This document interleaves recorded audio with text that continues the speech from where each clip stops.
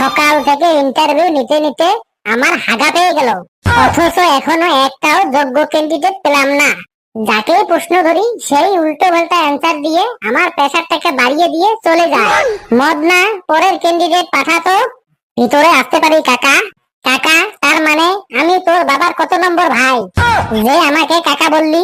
Sorry sir, বাইরে এতক্ষণ কাকার সঙ্গে বসেছিলাম তো তাই ভুল করে মুখ দিয়ে কাকা বেরিয়ে গেছে।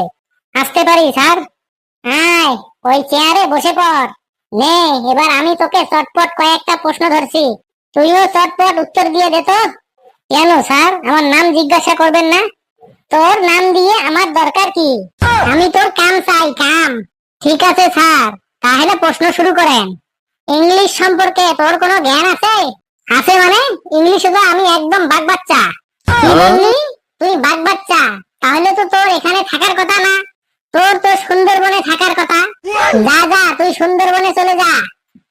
স্যার, আমি বলতে চেয়েছি তার মানে আমি ইংলিশে একদম জাহাজ। আবার তুই জাহাজ? তুই জাহাজ হলে তো এখানে থাকার কথা না, তোর তো এখন সমুদ্রে থাকার কথা। যা যা, তুই সমুদ্রে চলে যা। স্যার, আপনি ব্যাপারটা বুঝতে পারছেন না। মানে আমি বলতে চেয়েছি আমার ইংলিশে প্রচুর জ্ঞান, প্রচুর মানে অনেক অনেক অনেক জ্ঞান। আচ্ছা, তোর ইংলিশে অনেক জ্ঞান, তাই তো? বেশ, বলতো গ্রামার কাকে বলে? ও স্যার, এত সহজ করছেন? যেসব মানুষ গ্রামে বাস করে তাদের গ্রামার বলে।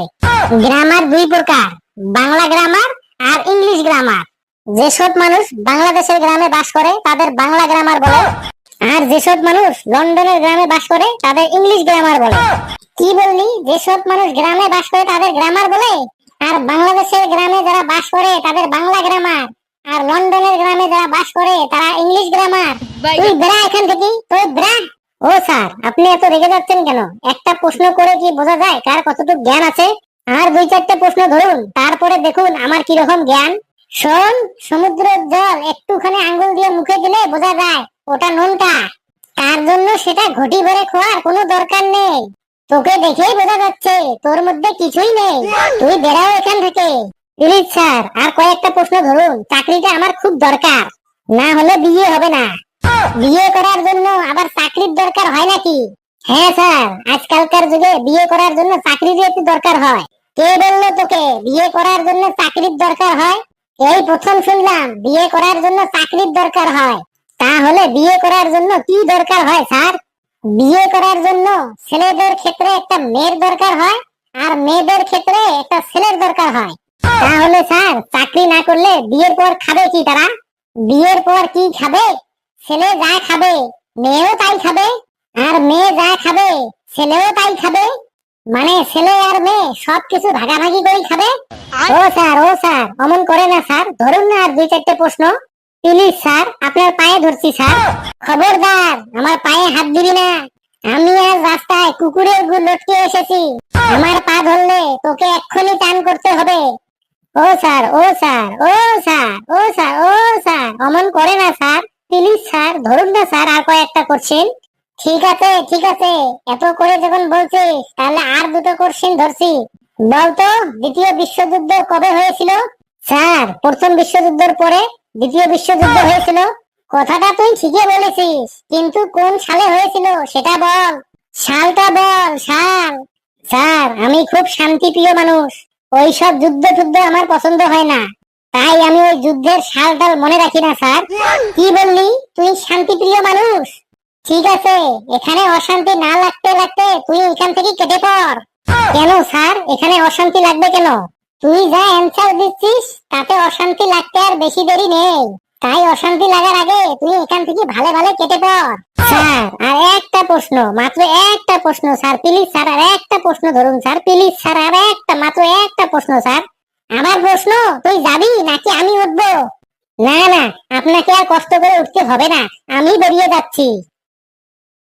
সকাল থেকে ইন্টারভিউ নিতে নিতে আমার একদম হাগা পেয়ে গেল, তাও একটা যোগ্য ক্যান্ডিডেট পেলাম না।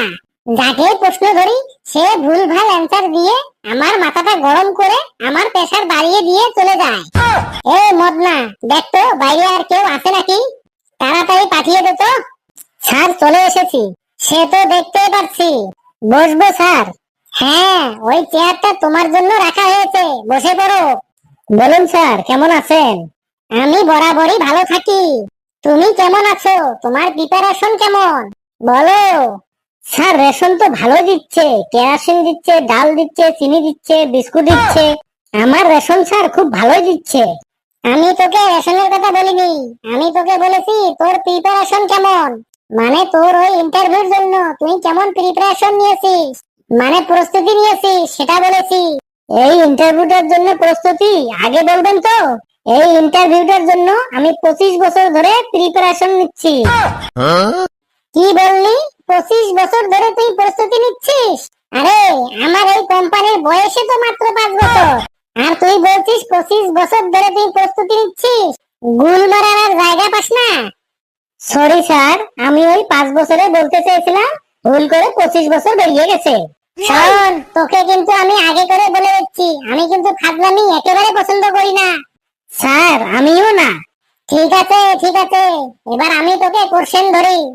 তুই যদি ঠিকঠাক অ্যান্সার দিতে পারিস তাহলে তোর চাকরি একবারে পাকা।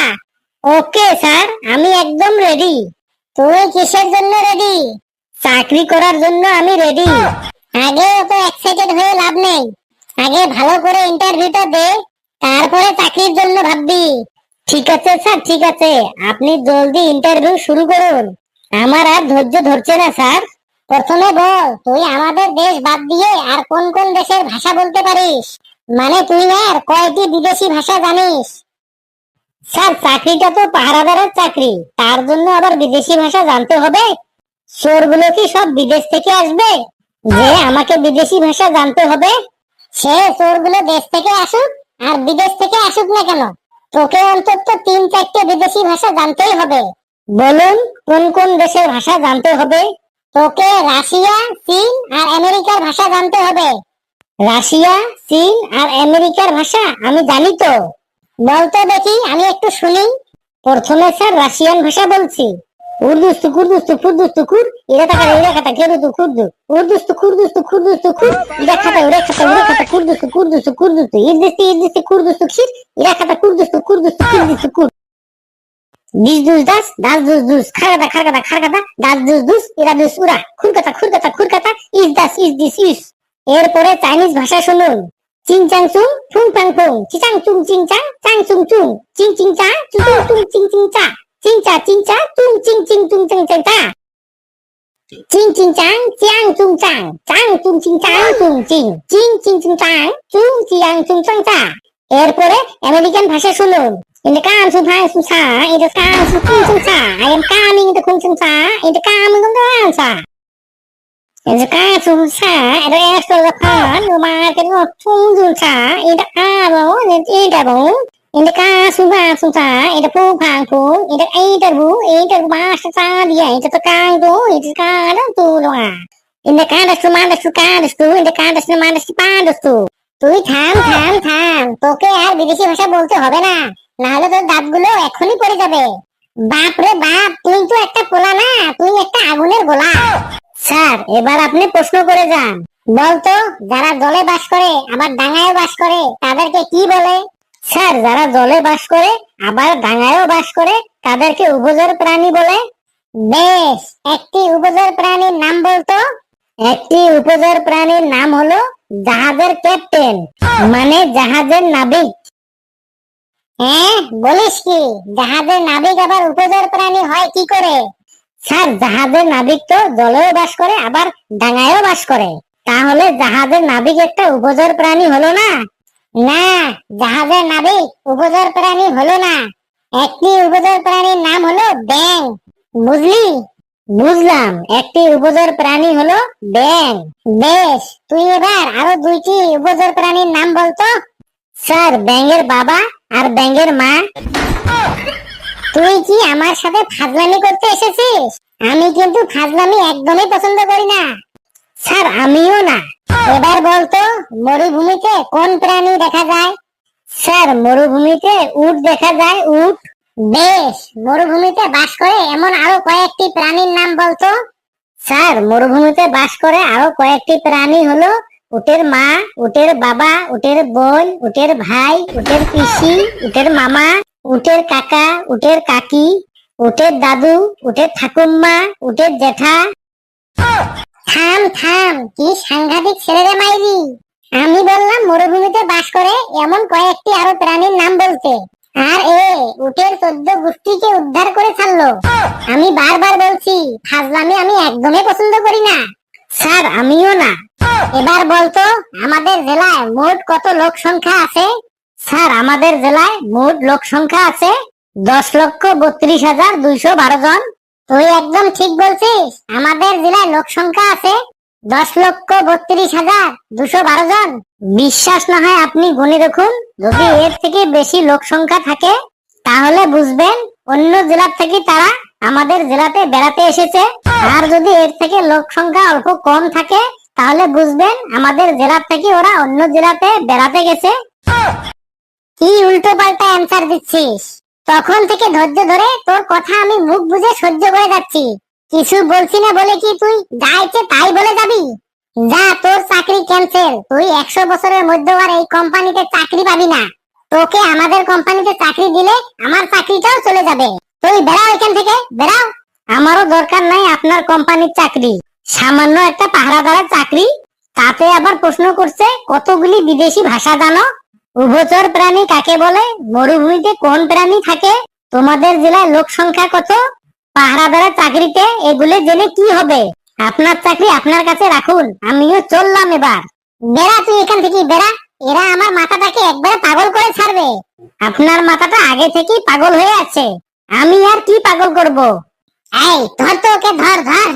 বন্ধুরা ভিডিওটা কেমন লাগলো আপনারা কমেন্টে কিন্তু জানাবেন, আর ভিডিওতে লাইক করবেন, যত পারেন শেয়ার করবেন, আর আমাদের চ্যানেলটিকে সাবস্ক্রাইব করবেন। হাসতে থাকুন, সুস্থ থাকুন, যত বেশি হাসবেন তত বেশি সুস্থ থাকবেন। আর সকাল থেকে ইন্টারভিউ নিতে নিতে আমার হাগা পেয়ে গেল, তবুও একটা যোগ্য ক্যান্ডিডেট পেলাম না।